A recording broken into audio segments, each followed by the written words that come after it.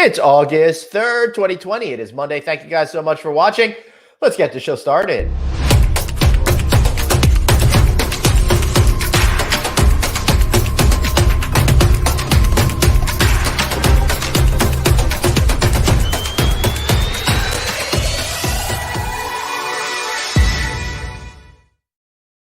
All right.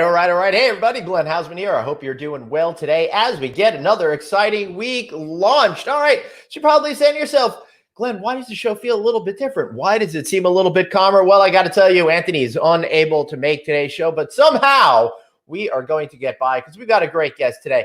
If you want, wish Anthony's twin daughters a happy birthday. It's their big 21st birthday today, and he's out taking care of them and putting his family first, something we all need to do from time to time. I hope you enjoyed our show last week from Mohegan Sun. And boy, what a great time that was, getting back out there, getting to see what was going on, and actually getting to visit a resort. You know, we really want everybody to get back out there and travel and enjoy themselves and do it safely, do it securely, do it the way that we need to do it in order to get our business moving forward, but also to find ourselves some peace and satisfaction in our lives too. So for me, it was really great getting to go there, seeing what that experience was like, having that experience to broadcast to you guys live. Whoa, that was so much fun. So thanks to the PR people over there, in particular, Cody Chapman. Thank you so much for helping us. And Jeff Hamilton for being such a great guest. And don't worry, as we continue to move forward, we're going to do lots more on location events as the situation warrants it. Right now, we're stuck in our cars. So anywhere 2 to 3 hours from the New York City area, if you're thinking about maybe having us do a broadcast from your hotel,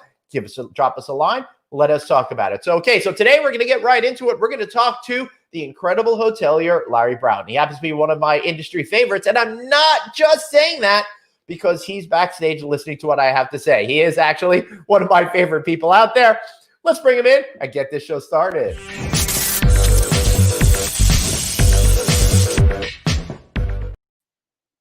Hey, Larry Broughton. Great to see you, my friend. You always make me laugh, Glenn. Well, it's good. Well, now that you're on air, I hope that I have something funny to say going forward to amuse you. But Larry, thank you so much for being here today. It's really great to see you. Now, you've been on this show in the past. The last time we saw you must have been two weeks or so into this. We were trying to do a Feel Good Friday show.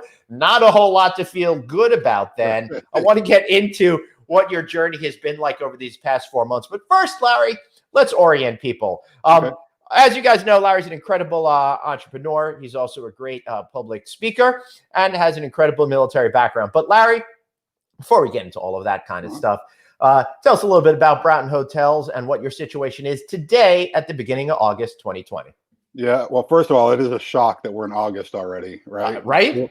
When you and I spoke on air the last time, we thought, well, we're all kind of thinking, how long is this thing going to last? But here we are in August, right? So a month later, and felt like we were going to kind of turn the corner, and then next,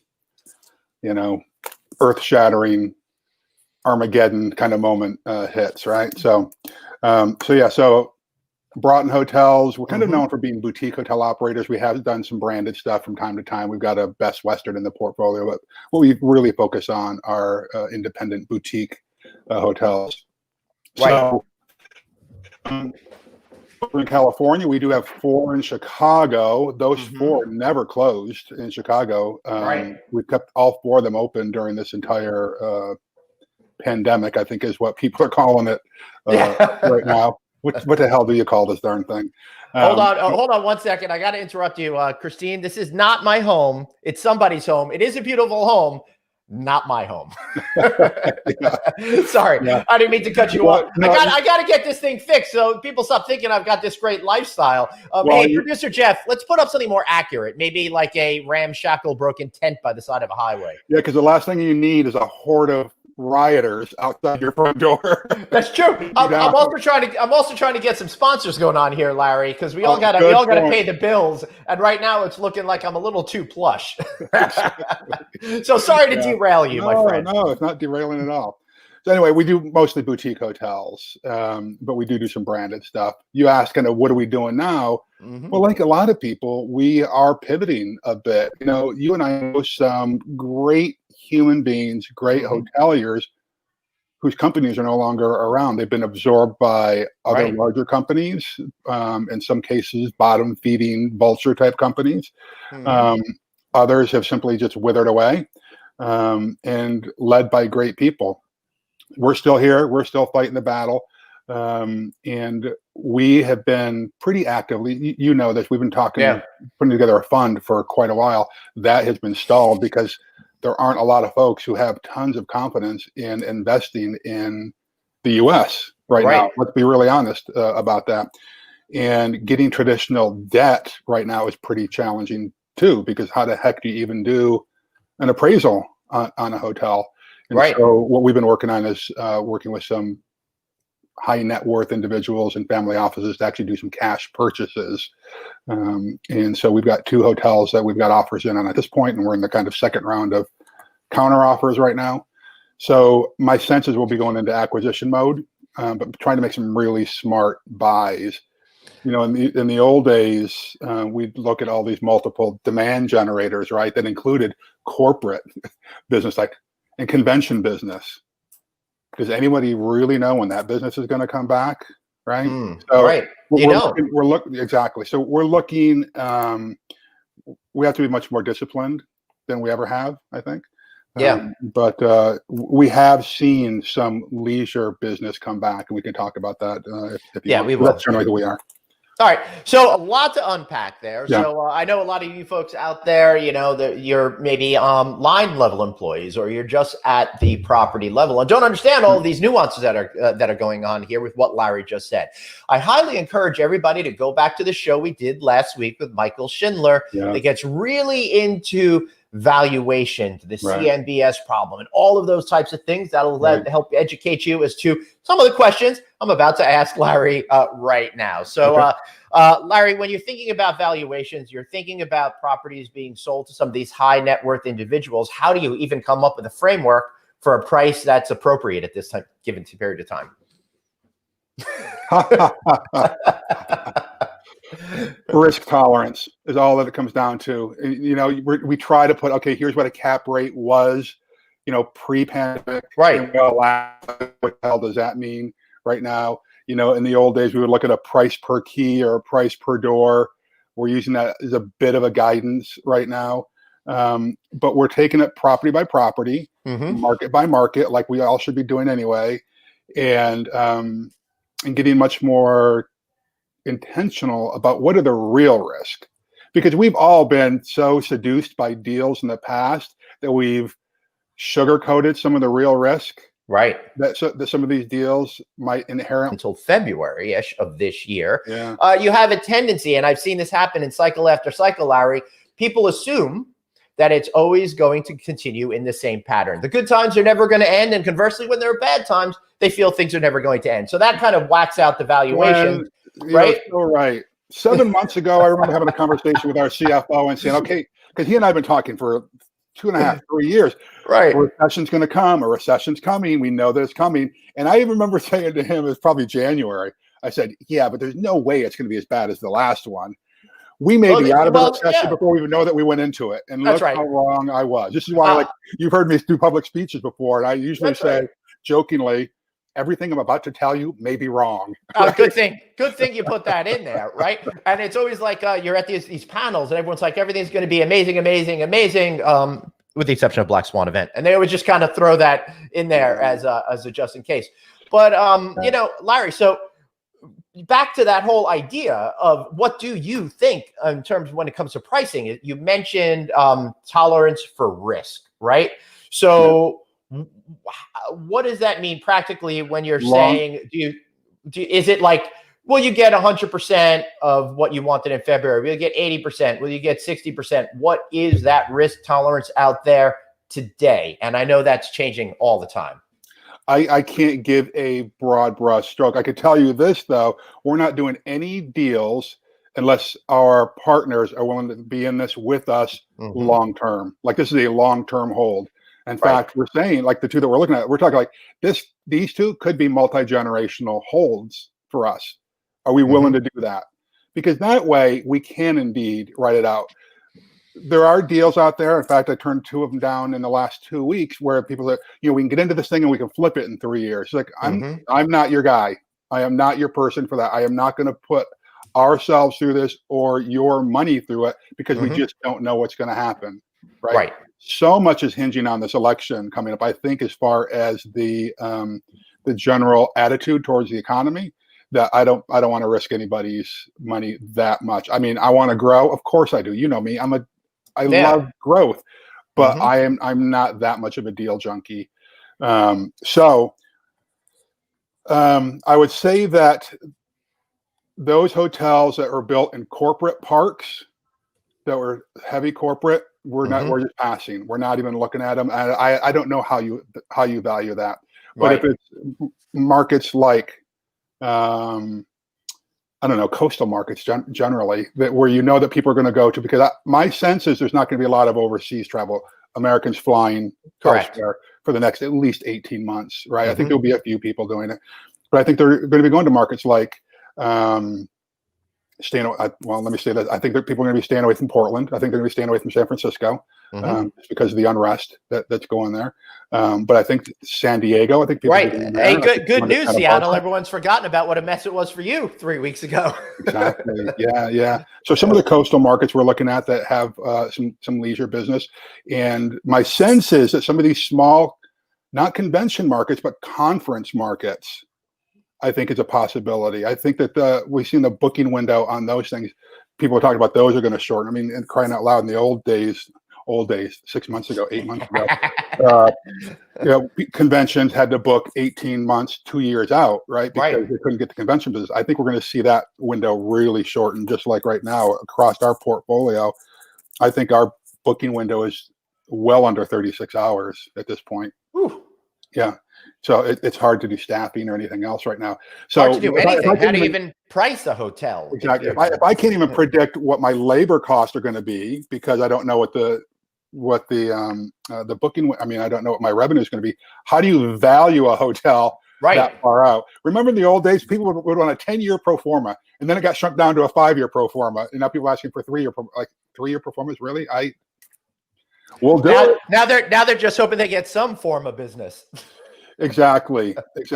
And you and I know hotels that aren't going to be reopening. My sense is that some of these big box convention hotels, particularly if it's got a union, the union staff, they're not going to be opening anytime soon, my friends. Right. I'm sorry to tell you. So this is going to have a long-term impact on our industry. So you mentioned the thought of acquisitions going forward. Yeah. And you combine that with the long-term impact in the industry, because everything right now is going to get reoriented, rejiggered, reinvented, whatever you want to think the word is right now. So really, we're talking about an entirely different hotel industry market than we've ever seen before. A lot of properties are going to close. They may go permanently out of business. They may get sold before they close the doors, whatever it is, but it changes absolutely everything. Larry, how are you reorienting your mind to think about acquisitions and investments when it comes to the hospitality industry in the future? Yeah. I don't know. Let me start by saying this. I'm working more hours now than I ever have in my entire career. More hours a day, more hours a week. That's what's going to take survival right now for people. I've seen too many CEOs kind of squirrel up, too many executives squirrel up and kind of go on at least an emotional vacation right now. So what does that mean for the industry? I'm sorry, I've already lost your question already. No, that's all right. We're talking about what your strategy is going to be. You had mentioned some acquisitions, but it's set against a backdrop of confusion and non-certainty. Well, as I said earlier, I think I'm just getting much more disciplined and selective about the assets that we're looking at. There are some hotels where I'm seeing a lot of hoteliers that I've been talking to kind of offline privately. They're saying, well, maybe I should hand this hotel over to or partner with a what do they call it? A developer that management company? low income housing developer, right? Particularly in some of these urban markets, right? And that would help with the like particularly here in California, housing is a big problem. Housing is way too expensive. And that's one of the things that leads to homelessness here in this state. And so I'm seeing a lot of that happening. So I think some of these hotels aren't going to open. Some are just doing deeds in lieu with banks, and they're just handing the keys back, and they don't even care what happens to it. Right. I've seen a handful of those just in the last, say, 6 weeks. Right.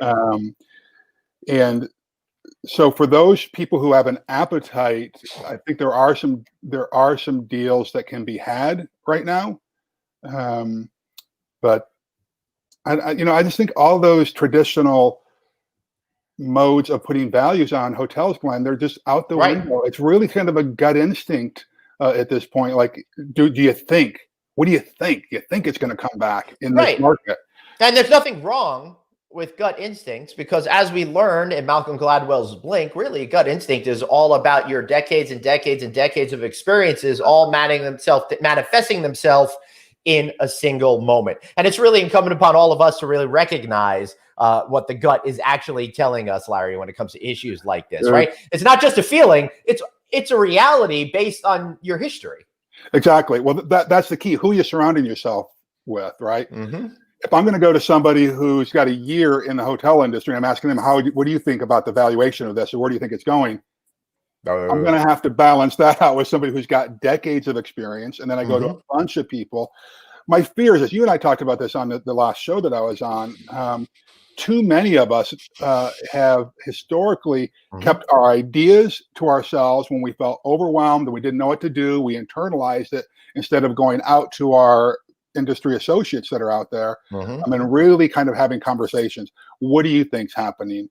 And so I am glad that with shows like yours right now, that you're encouraging people to have this kind of more of a collaborative approach to business, to the industry. And I think that's what we're going to have to do with some of these, come up with valuations on properties. So we're really picking the brain on brokers right now. What do you really think? Come on. So this kind of gets us into this question we have, Larry. With so many unknown variables, what are you doing as a comp set when evaluating a market or opportunity? Any new rules? So one of them is speaking to the brokers, as you were just hinting at.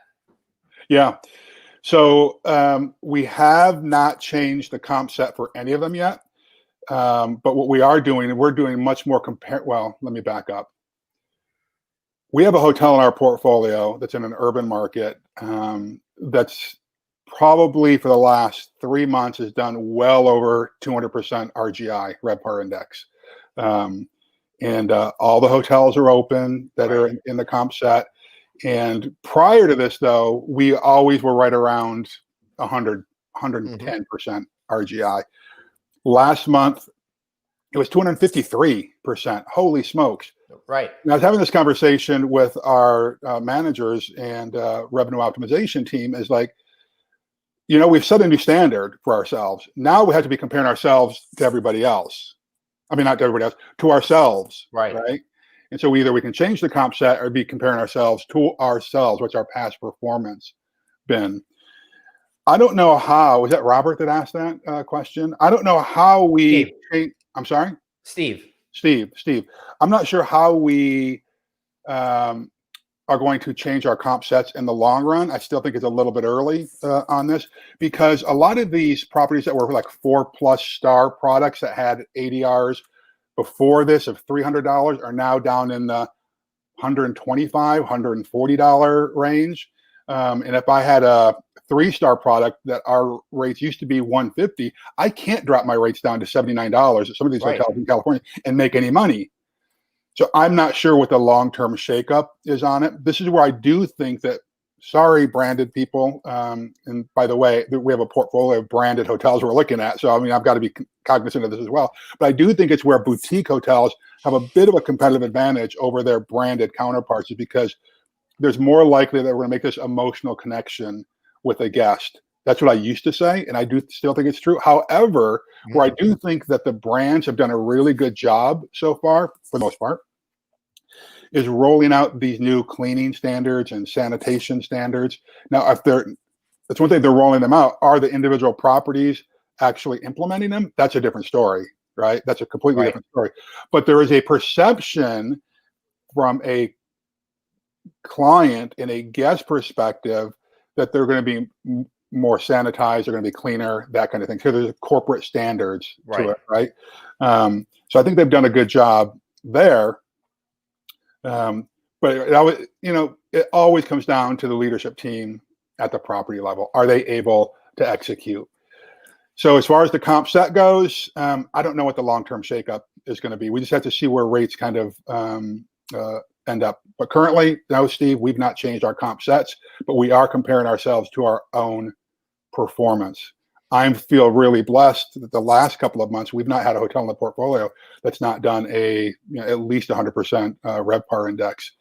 But I'll tell you, we are busting our butts. We're hustling. We're not doing a lot of paid advertising online anymore because we tried a little bit and got 1-to-1 ROI on it. And so we're doing all organic stuff. We're reaching directly out to our past clients, begging them almost to come back and try us. Yeah, well, there's nothing wrong with trying to goose people to travel, because once they get out and travel, and we talk about this all the time. Heck, I was at Mohegan Sun just last week. Once you get out there on the road, you feel good about getting back there on the road. Your perspective changes when you get out there. We are meant for community. I think Americans understand this more than any other country in the world. We love to travel, right? And so we always said it's our right to travel. Yes. We hear that all the time in our world. Yeah, and so I do think that there's going to be some pent-up demand once the fear goes away. And how does fear go away? Well, it's from flexing your muscle and actually getting out there and leaning into the fear once in a while. And some people are later to the ball game than others.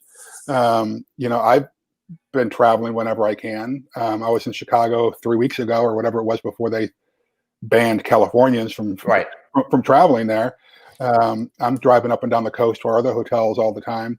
And I feel better emotionally. I still am shocked. I've got a friend of mine who's barely left the house since this thing has happened because she is so frightened. She's just glued to the nonsense that she's seeing on TV. Yep. The world is ending. In some ways, the world is ending. In some way, like what we used to know, yes, it's ending. But I still believe in the human spirit of triumph. So, yeah. I agree with you, and I'm ready for this to be over. I'll tell you what, Larry, it's really tough. We're all ready for it to be over, but one of the problems is that the longer that we're at home, the more used to being at home we are, and the less likely psychologically we want to leave the house and go out on those adventures anymore. Our world seemed to become narrower and narrower and narrower the longer we're in this situation, from a psychological point of view, at least from what I'm seeing in my peer group of people that I talk to constantly. Are you seeing that same thing? If so, how are you fighting that psychological stress to keep from retreating inside yourself and to keeping that outward personality, both physically and psychologically? Very interesting. Now, I'm going to go on this for a second, but I'm going to preface it with this. Too often, we measure our success by the bottom line. That's right. We can't always do that. We really need to, for myself, I have what I call a whole health spider graph, where I measure 8 different areas of my life, including, physical, mental, spiritual, friends, family, those kind of things. Yeah, financial, professional are in there as well. But I had realized by looking at my damn health app and my Fitbit that I hadn't looked at in a while. I was just sharing this with a close friend of mine the other day, that since this thing started, my average amount of sleep that I'm getting is 5 hours and 15 minutes a night these days. I'm walking, according to my health app, 4,500 fewer steps today than I did last year at the same time. Right. And guess what's happened because of that? My blood pressure is higher than it has, and I'm 22 pounds heavier than I was. So why is that even important? Because if we're not taking care of this, it's very hard to take care of the business. That's right. We have to get out. We have to be, we're emotional beings. Most people who are in the hospitality industry, we're people. We are people. We love being around people. My fear, Glenn, is that if we continue as executives to lock ourselves away in these little bunkers that we're in, it's not going to create long-term success for our companies, for the industry, because our team members are watching. They're watching how are we responding. Every morning when we do our morning stand-up with our executive team online using Zoom, we start out by saying each person has to go around and say what they're grateful for. And now, because I shared this with my team, every day they're asking me, how many steps did you get in? Are you walking? How's your blood pressure today? My fear, Glenn, is that if we continue now, some people, I know people have lost 40 pounds since this thing has started, because they have chosen to use this time to become better versions of themselves. Yeah, like producer Jeff, for example, he's really done an exceptional job at that. Is that right? That's awesome. Yeah. Other people have been sucked under, and I was getting there, not because, you know me, not because I'm depressive or I don't have the drive. It's I was not prioritizing that part of my life. Right. And that's a really sick spiral. My hope is that people get out there. We have to get out there. We have to encourage people. And where do we do that? Well, we can do that in public spaces. We can do that in hotels, right? We can do that in restaurants. I'm just encouraging people, please. I saw a number the other day, 15,000 restaurants have permanently closed their doors until tomorrow. Nope. Could you repeat that, Larry? You froze up on us over there. Nope. In July.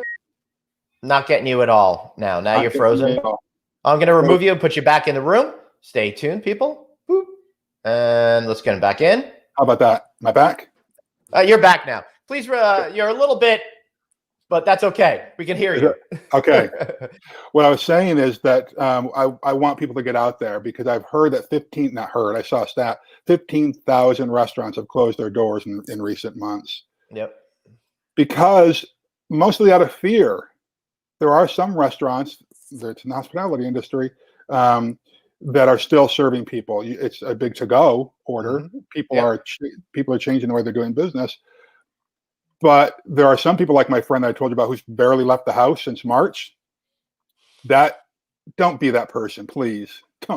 Don't be that person. If you're going to go out, yes, wear a face covering. Do what you can. Be safe. Right. But don't give into the fear, my friends. I've been to too many countries to see where the entire country lives in fear, and that is not a good trajectory for a society. Right. Well, for the record, Colleen Norman has gained 5 pounds, but Christine Trippy's down 33. Congratulations, wow, Christine! Awesome. Yeah, that's pretty awesome. And Christine says she's ready to, Larry, and really nothing has changed. We're still taking care of people, crew, guests, and stakeholders. We might be doing it a little bit differently, but we're still taking care of people, and that's hospitality. And let me add, Larry, it seems our conversation has taken a little bit of a turn to not just taking care about others, taking care of ourselves. I'm finding Anthony and I talk a lot on this show about how you need stamina. This is a marathon, and you can only look ahead 100 meters at a time as we deal with this marathon that we're dealing with right now. But 5 months in now, it's starting to get absolutely exhausting. I'm having a hard time getting my engine started every single day. And who I am on the show seems very different than who I am when I'm off air, Larry. So I'm trying to get a little bit more mentally focused. I'm trying to put a little bit more emphasis on physicality, meaning exercise, just moving around and all of that to get back into the mental game. But I think it's also important that I get out and interact with people. That's one of the reasons why we keep talking about doing these live shows, because I think when we get out and I interact with people, I'll get some more of that that positivity that I need in order to be a fully functional, healthy, emotionally balanced individual.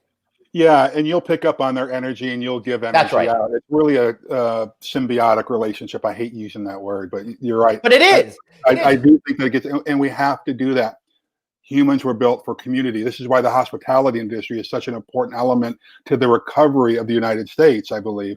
Mm-hmm. I am a big evangelist for the hospitality industry because I think it goes beyond just, the commodity of selling rooms or heads in beds. That is not it. As the comment was made earlier, yeah, we're still providing service to people. Mm-hmm. The problem, however, is, and I want our team members who are on here who might not be a hotel owner or an executive to understand, guess what? All of that costs money. It all costs money. There are a lot of hotels, including ours, right?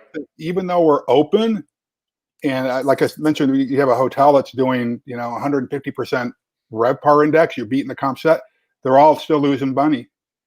Mm-hmm. They're all, and so this is why it is a marathon. This is about tenacity. You got to have staying power.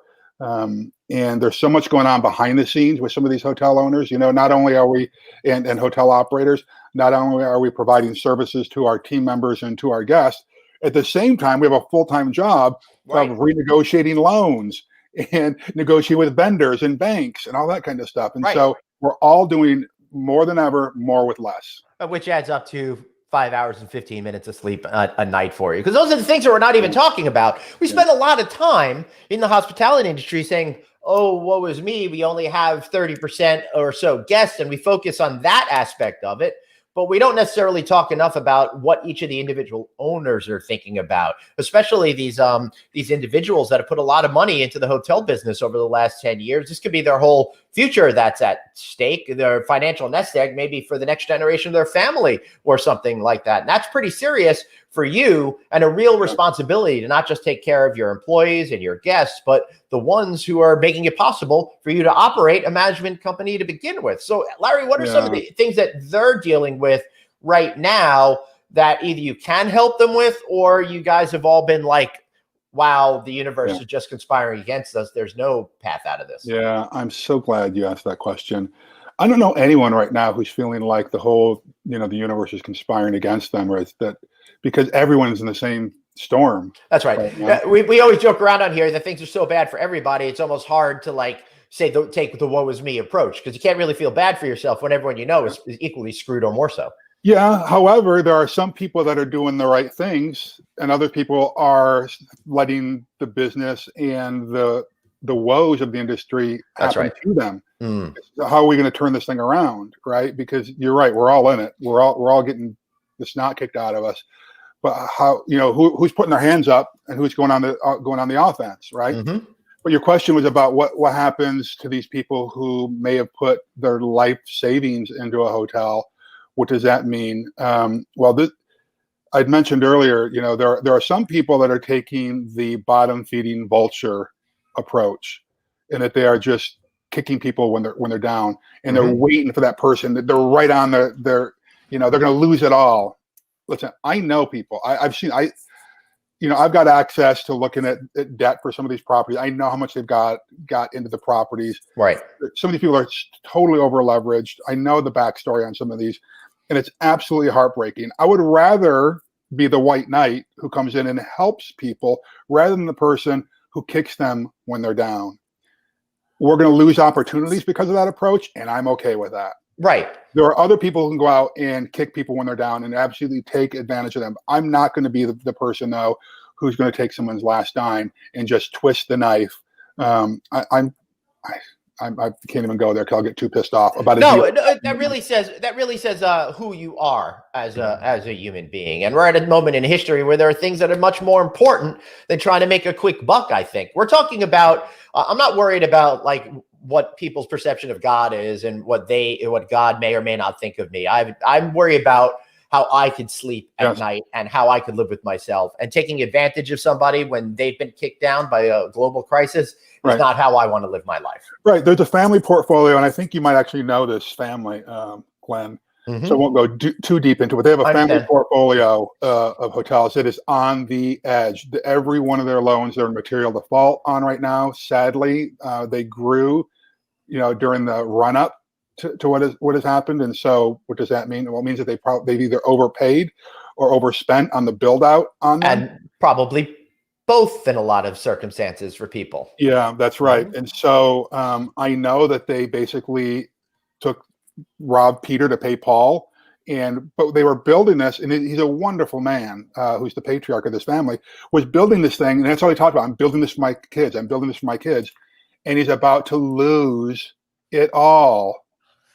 And he's on the edge emotionally. What am I going to do? How it's all about the multi-generational helping my kids. And now there's nothing. He doesn't have this empire to hand over to his kids anymore. I'm more concerned about the emotional health of that family than I am about how do we help you recover from it. Well, right, and because that individual has spent their entire life to build a thing for themselves and their family and for future generations, and to be met with that prospect that everything you've worked hard in your entire career could be taken away from you. and ruin your goals of taking care of your family, that's got to be incredibly devastating. The amount of sadness that I felt from losing a few clients at the onset of this is nothing in comparison to what that family must be going through. Particularly when you realize that this person has spent 40 years in the industry. The first hotel this person ever bought, they lived in. It was a little motel. Right. And for years, all they did is run these little 2-star motels, shifted to really start doing, higher end, 4-star products. Right. And is just an absolute workhorse and a wonderful human being. Yep. There are so many stories like that are out there that it is heartbreaking. And I get that there are people who have this, greed is good mentality. Yep. I just choose not to be there. I've tried really hard in my life, and I'm never going to be wealthy because of it, but I don't care. How much do we really need? I want to take good care of myself and my family and have my friends over for good barbecue every once in a while. Too. You mentioned earlier, listen, I love you. I love Anthony. We're all friends. All of us have known each other for years. And you said earlier, sometimes you have to put your family first. You're absolutely right. I'm glad that Anthony's not on here. I love him to death. We have a lot of fun together when we're together. But that he's putting his family first is indeed awesome. But that's my point. When you try to put your family first by building an empire for them, and that's all gone, it doesn't matter. And your kids are watching you. My kids are watching me. And how am I responding to all of this? That's right. That's the legacy. That's the legacy part of it. Right? Yeah, look, I think back to March. 75% plus of everything I had set for this year went away, right? I'm not getting paid to do a in public speaking event for who knows how long. Same with you, right? So all of a sudden, I had everything set. I thought this was going to be the best year I've ever had in my entire life, a culmination of everything I've been working hard for all these years. And it went away. Now I had two choices. I could sit in bed and feel bad for myself and crawl up into a ball and not do anything, or I could lick my wounds and try to get on with it. And fortunately, Anthony and I came together and we said, let's help the community and create the show. And it's given us vision. It's given us purpose. It's given us that sense of creating community and belonging, which I think is so important. And I know that eventually the money is going to work itself out. The money will work itself out, but also for your listeners and viewers, as I mentioned earlier, who may be team members or they may be managers, but they don't have a economic stake in the property, the restaurant, or the hotel beyond getting their paycheck. Right. Now is the time. Now is the time. Now is the time to be investing in yourself by becoming a better professional. Asking your supervisor, hey, is there more that I can do? Right. What else can I be learning? How can I help you? Because when this does turn around, believe me, people are going to be saying, okay, who are the people that raised their hand and said, hey, I'm here to help? Versus who are the people that said, hey, is it payday, boss? Yep. So now's the time to be invested because you probably do have some extra time at night. We've got a general manager in our company that right now we're going to be sending to a writing class because that's an area that's kind of been awesome, an Achilles, heel for this person for a while, but up until now hasn't really had the time to do it. We're going to send them to that. We've got a team member in our home office that's taking interior design classes right now. That's always been of interest to this person. So they're doing it. So I encourage you, become a better version of yourself. Now is the time to do it because who the heck knows what's going to be down the pike 6 months from now. Right. And we don't know. But the one thing that we do know is the world is going to go on. And 6 months from now, it's going to be 6 months from now. So what are you doing today to be in a better position 6 months from now than you are today? You could sit around and you could let the world happen to you like Larry was mentioning before, like we've discussed on the show, or you could be proactive and try to have some semblance of control over your life, over your existence, over what your future is going to be. So for me, Larry, that's been instead of just sitting around and just doing just this show, I've been working on a book project with somebody. Finally, Larry's been yelling at me for a lot of years trying to get that done. But Larry, my strategy to actually get that done was to partner with somebody that would hold me accountable, because I learned I can't hold myself accountable with this specific project. So I got a great partner. His name is Sean Worker. He's a former hotel executive, CEO of a major company, sort of a thing.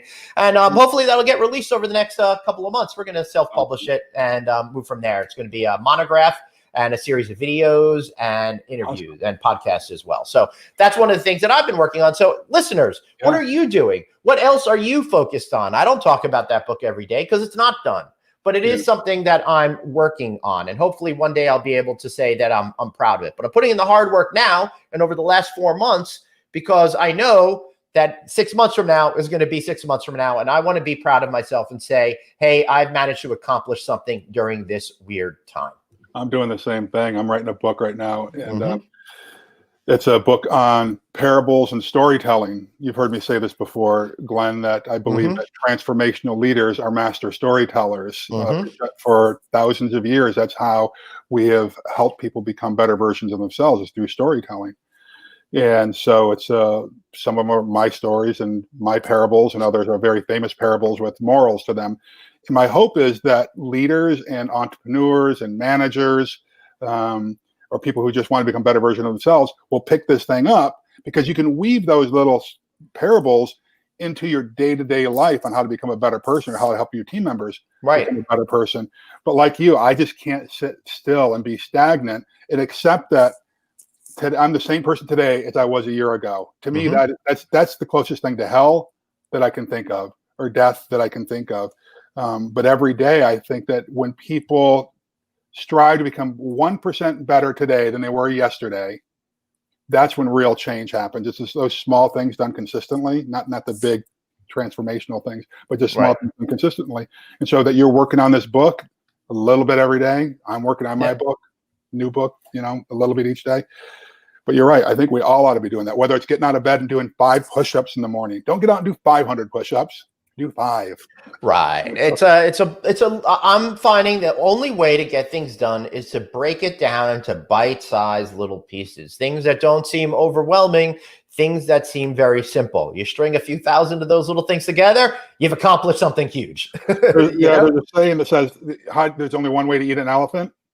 Yep. It's like overwhelm, one bite at a time, right? Yes, that's one of the best books or audio programs I think that people can listen to on this topic of those small things done consistently is a book by my friend Darren Hardy, who used to be the publisher of Success Magazine. It's called The Compound Effect. That really does lay out the groundwork and talk about the importance of these small things done consistently every single day. Cutting 10 calories out of your diet. Yeah, exactly. You do that each day. That at the end of the year, that's a lot of calories. That's right. And I left over a couple of bites of food from my plate the other night on purpose. Then I had a box of cookies to celebrate. It didn't work out as well as I'd wanted, but what are you going to do? All right, we got a great question from Jennifer English. How are you adapting your meeting and event business, especially meetings? She says to virtual, but I'm thinking that being that you have boutique hotels, you're going to still try to have meetings in person. Otherwise, virtual, you would just do in I'm assuming you're not talking about business meetings with our team members to keep our businesses going, but with outside clients and guests coming in, right? So it depends on the municipality. There's still a social distancing. We do have a couple of hotels where we've got meeting rooms, ballrooms that are big enough. Like in Chicago, for instance, I think the most people we can have is 50 people in one space at one time. And so you got to have the distancing to do it.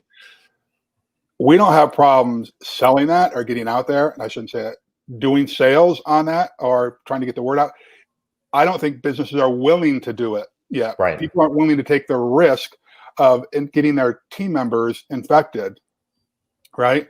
I don't think that that small meeting business, in-person business is coming back anytime soon. I just don't. I think it's going to be winter before that type of business comes back. I am seeing lots of virtual meetings happening, lots and lots of them. And Glenn, like you, I'm not getting a lot of paid gigs either. I am doing virtual talk, virtual presentation. a few Yep. a month maybe, just to keep and stay sharp. Right? But I'm sorry to say, this is where I was talking about trying to do valuations on hotels in the past. There's what used to be considered a conference hotel. I say used to, and it's got Right. one of those brands on it. That's Now it's exactly called what an it was. empty. Now it's called an empty hotel, right? It's called an empty, exactly. Yeah. And so that's what we're looking at. How do we take a hotel that's 300 rooms, that's got lots of meeting space, and actually make it viable moving forward?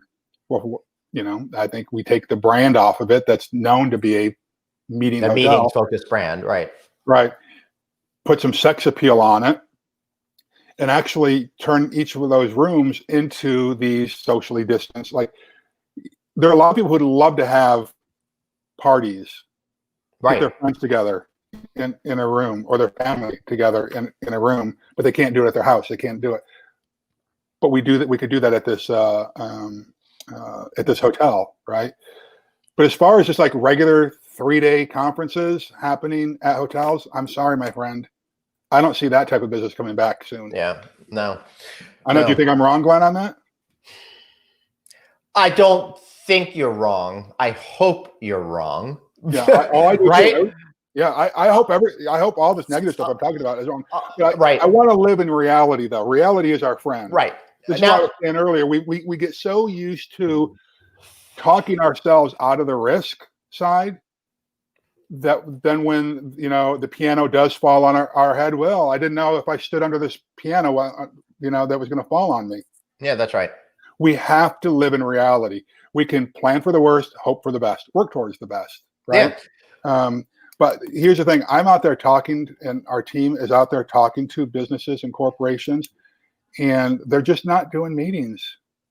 They're just not. When I say they, I don't mean everybody. Yeah, there will be anecdotal. Somebody's going to say, "Hey, right. But that's not proof that the meeting industry is coming back. It's the proof that a company is holding a meeting every once in a while, right?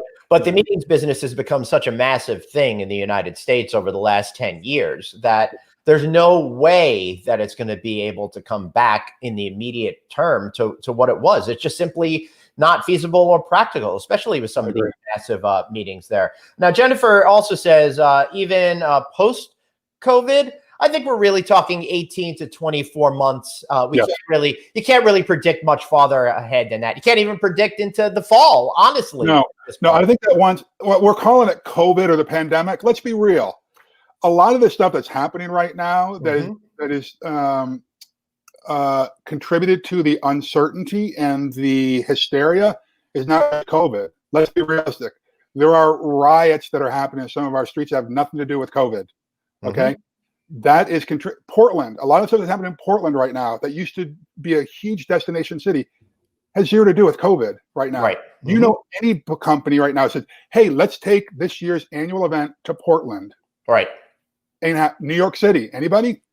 I could list 20 hotels very quickly that we all know in New York, in Manhattan, that are about to go under because they've got virtually no leisure business going on, and zero corporate business or convention business. So after the COVID, whatever it is, whatever we're calling this thing, after this is over, no, I think it's going to bounce back and bounce back fast. I do, because as I was saying earlier, there's pent up demand. We want to be with each other. Right. I just saw a study the other day. A lot of 3 months ago, people were saying, "Oh, businesses are learning how to run their businesses remotely." That's a good thing. I just saw a study about 2 weeks ago that said now businesses are realizing they're not getting the productivity from their team members that they were before, and so they are going to want to start. Some of them are going to want to start bringing their team members back. I do think that there's going to be some pent up demand for conventions, for conferences. I'm just talking about in the short term. We were talking about valuing hotels earlier. Agreed. And so that's what I was talking about there. No, I do think long term we are creatures where humans need community. I know conferences and conventions that people go to every single year, and they've been going for 15 years. Why? Because they love the people that go to this conference. It's as much about the community of friends in the industry that they built as it is about doing the actual work. That's right. That's right. And that's the thing that's missing, that I don't think people are considering when they just say the meetings business is dead from now on. Everything's just going to be virtual. Look, I'm doing my hotel reboot event And that's Wednesday at 2 p.m. And it's all about increasing F&B sales in this kind of pre-world, in this kind of crazy world. Subscribe, get that show, buy it, join us on Wednesday. But that's not what I'm talking about. What I'm really sorry for the shameless plug there, Larry. But what I'm saying is that, people are going to need to get out of these to real meetings, because virtual meetings can only go so far.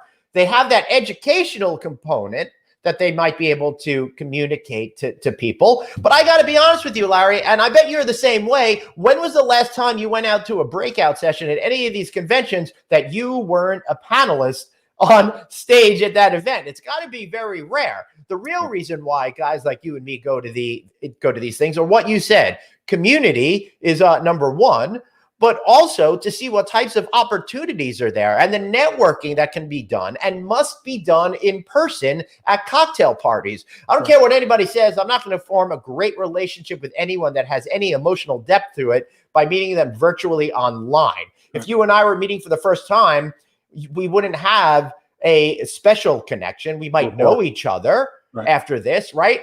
But we won't have that unique coming together that makes humans in that community sense. Plus, let me add, I also think events are going to come back, because if you look at the hotel industry as any indication, all these major brands, they make a ton of money on the trade show portion of these events, and they're going to want to make that money going forward, and they're going to try to push that further.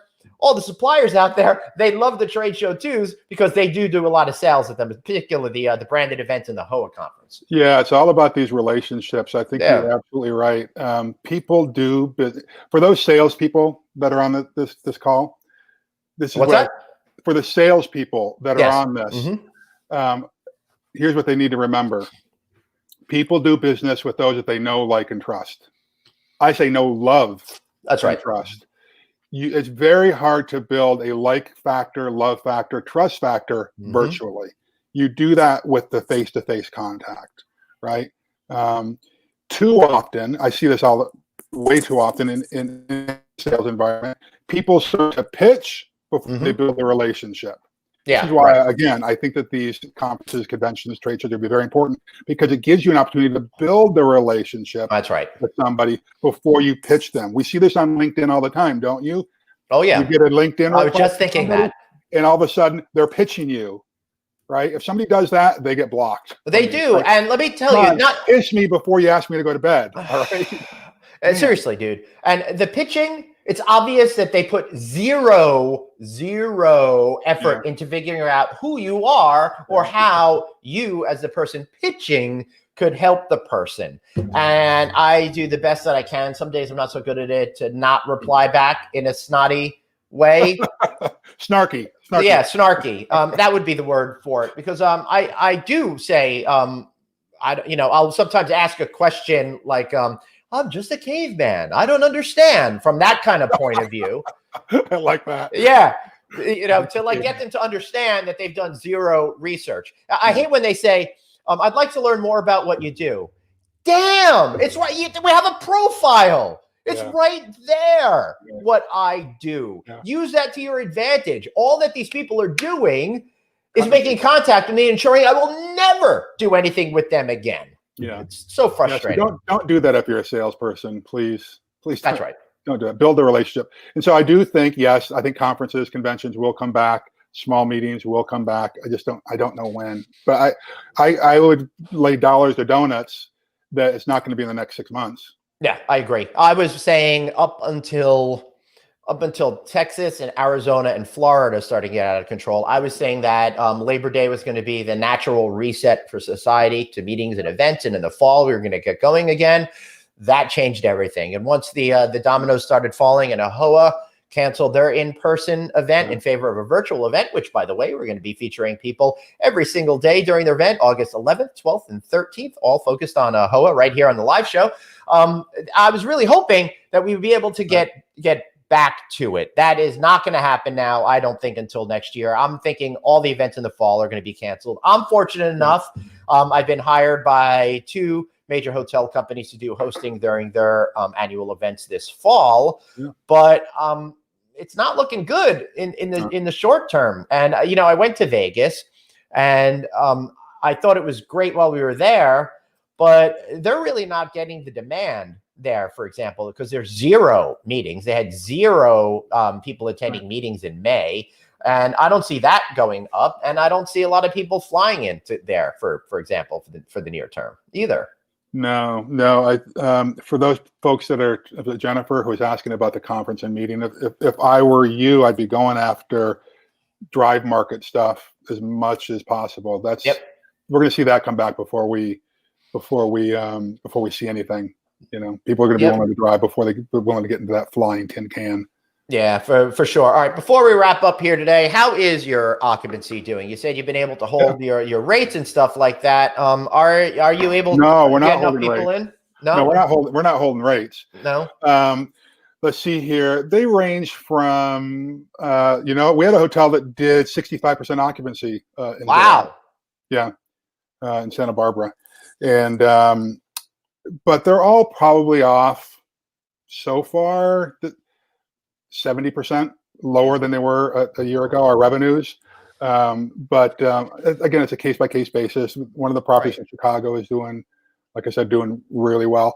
But I would say, if we're 30% probably across the portfolio, which is what we hear in aggregate on average from everybody. Why is that Chicago hotel doing so well? What makes it so different? We're trying to figure that one out. I'll just tell you, it's the Ivy Hotel, and right down.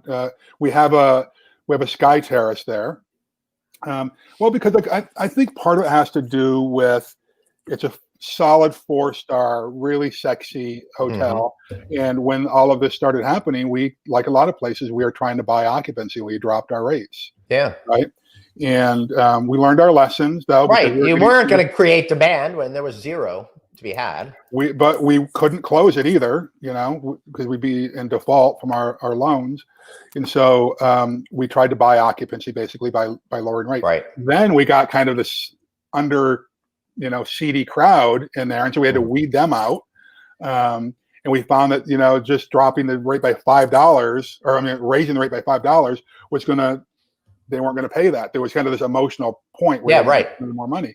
And all of a sudden we saw RevPAR really start to climb. But big local crowd coming in there. No one's flying into Chicago. Yeah, right. Of course. It's all within 90-minute drive into Chicago. But in Santa Barbara, I think it's priced right. It's a drive market. It's a warm market. So some Santa Barbara hotels are doing well. Others in Santa Barbara, like hotels that you guys would know, are still, they're corporate owned, or owned by a REIT, operated by a big management company or something, and they're just slow on the uptake. They're still doing old school sales and marketing techniques and expecting that the business is going to come. And it's right. And we know that's a definition of insanity, doing the same thing over and over again and expecting different results. So one more question for you before we wrap up today, Larry. Our regular viewer, Daniel, says, Larry, what trends do you think will begin to start soon? Any tips to share? Pretty vague, pretty open question for you, Larry. What trends do I think are going to start soon? Well, I don't know if it's a trend necessarily, but I do think that the industry got pretty fat and happy the last several years with regards to spending on everything from staffing to services. And so if there's a trend, I think it's going to be a trend towards driving GOP even more than before by controlling labor cost, really negotiating hard with all of our vendors. So a big trend, I think, is going to be controlling cash. I think you're going to see balance sheets really improve over the next several years because we don't know what's going to happen. I think hopefully this is a wake-up call about the fragility of our business. It is a wake-up call. It is a wake-up call, but as soon as things get back, as soon as things get back, people are going to hit the snooze button and forget. Well, that's what I was saying before. But generally, with the exception of this last downturn, not the one we're in now, 2008-9. There are a few months, right? And so it's easy. Yes, we had a short memory, right? And things got very frothy. We'd be overpaying again. My hope is that we have built up some emotional discipline during this, you're probably right, though, Glenn. You know, a year from now, 2 years from now, this will be in the rearview mirror, and we'll be back. Hopefully. I can promise you this: I'm not going to be. Right. I've said this to every person in our organization. I've said it to all my close friends. I will never go back to the position that we're in again. I took my eyes off the ball. I was too trusting with some people. Yeah. Within the industry and in our organization, expected, oh, they've got this. This is their area of expertise. And now that there's a change, I see, holy crap, this is on you, Larry, as the CEO. This is you, you know? So I hope that we're all, so personal accountability, I'm hoping is a new trend. Sadly, however, I think that the trend is going to be a victimization. Well, it seems that way. It seems that there's a lot of elements in society where it's become okay to blame others as opposed to taking responsibility for yourself. Well, my hope is, I don't believe it's going to happen, but my hope is that the pendulum starts swinging back the other way. It will, because that is... What's the damage that's going to be done between now and then? Listen, we all agree, but that is the natural order of the universe. Things go crazy one way, then they go crazy the other way, and then they seem to come back somewhere in the middle and stabilize a lot. At least that's what I've been seeing. All right. So before we wrap up, Christopher Willard says, Larry Broughton, awesome podcast. Love to catch up soon. Keep spreading great wisdom to our industry. One question more for you, Larry. This is coming from me, so you know it's going to suck. What about the fact that you have a lot of associates that have been with your company less than 10 years? That means they've only known the good times. How are they coping with the downtimes? And how do you reorient into thinking that stuff like this happens regularly and you need to be a great professional and not get too soft at what you're doing? Wow, that is a really good question, actually. I've talked about this a couple of times because you're right. About half of our management team and leadership team are these people. This is the first downturn they've seen. Right. And it happens to be the biggest and worst one that they've ever seen. So it's like going from junior varsity into the major leagues overnight. You know, no varsity experience, college experience. All of a sudden, you're in the big leagues dealing with this. How are they dealing with it? Some better than others. Most much better today than back in March. I felt like as a therapist back in March and April with some of these teams. Really talking them off the edge. Really, I mean, there was fear. You could see it on their face. You could hear it in their voice. Like, is the world really going to end? Like, world, not the business. Not the industry. Is the world going to end? And so this is where it's our responsibility, Glenn. You know, people like you and me who now, you and I used to be considered, you know, the rebels in the industry, and now we're considered the wise sages, right? Got more gray hair, you know, more battle wounds. It's our responsibility to build up the next generation of hoteliers, right? Because the truth is, I'm not done yet. I'm going to be around for at least another 10 years in the industry. And so guess what? There's going to be another downturn. And so the efforts that I'm investing into those leaders today is going to help me and help my company, thereby help the industry the next time around. And so I'm not throwing the baby out with the bathwater. I'm still, if there is someone who's struggling, I'm saying, okay, this is just a temporary paralysis that they're having. Let's help them learn through this. But I want to give one parting shot if I could. Yeah, please. Socialism and Marxism is not the answer, my friends, to this. It's capitalism. We are an imperfect country. I've been to over 40 around the world, many of them socialist, some communist, and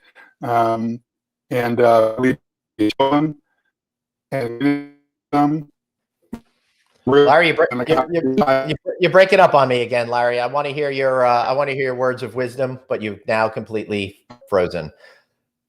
Let's take him out and bring him back in. There he is. All right, start that again. Hi. I'm not going to start it again. I'll just say this. I'll say this. I don't know where I left off. I will just say this. Socialism and Marxism looks really sexy when you're living in a capitalist society. That's right. Capitalism is, you know, got its flaws, but when you are living in a socialist and Marxist and communist society, it does not feel very good. It sucks, actually. So I'm just begging people, if you don't like what's going on in this country, vote, speak up. We're the only country in the world that has a constitutional amendment that guarantees free speech. All right, speak up, but don't be burning down hotels and federal buildings and those kind of things. I'm just begging you, don't do that. There's a better way to do it. Bringing this country to its economic knees, because someone's feelings are hurt. Believe me, I know that we are a hurting country. We have a lot of flaws, but we're the only country, I think, that gets out there and aspires to be a better version of who they're going to be 100 years from now than who they are today. Well, that's really great advice, Larry. Now, to be honest with you, you ruined my entire afternoon because I was about to go out and do all of those types of things. But what are you going to do? I'm going to focus on capitalism now and try to work on my book, try to work on Hotel Reboot, which is coming again tomorrow at 2 p.m. and all of the things that are going to help me put myself into a better position. All right, Larry, are you still there? All right, we still got you. All right. Yeah. Your internet is not cooperating. Some final thoughts. I'd love you. Feel free to plug one of your books or any of that kind of stuff. How can we find you? Or don't. All right, you're back. Plug away before the internet gods cut you off again. Plug something quick. All right, at Larry Broughton on all the social media platforms. I've got a book coming out here in a few months about parables and storytelling. BroughtonHotels.com. Thanks, Glenn. You are awesome. I love what you're doing for the industry. I thank you so much for being here, Larry. Couldn't do it without the great support of guys like you and the encouragement from awesome people like you. Larry, you've been a big help trying to get me focused on some of the things that I need to do to get me out of my comfort zone. So thank you so much for that. Thanks, I appreciate it. Larry, we'll see you again real soon. All right, everybody. You heard me plug it already. I'm going to plug it again tomorrow, 2 p.m. Hotel Reboot F&B. We're calling it Refuel, so you can reboot your food and beverage business. Go check it out at hotelreboot.com. We would love to see you there. Plus, you can get on demand our last event, Refinance and Reinvest, that goes into a lot of the practical information that you need to know what Larry was just talking about. Also, check out Anthony's Hospitality Success. You got to go to hospitalitysuccess.com, Hospitality Success on Facebook, all of those great places. And don't forget to subscribe to our newsletter. Text the word hotel to 66866. That's hotel to 66866. Now, tomorrow, we've got a great show. We're going to be talking all about property level sales with the folks that are making it happen. So you'll learn, and hopefully we'll have a little bit of laughter as well. I want to thank you all for being here. Remember, you've got one life, so blaze on. And as Anthony would say,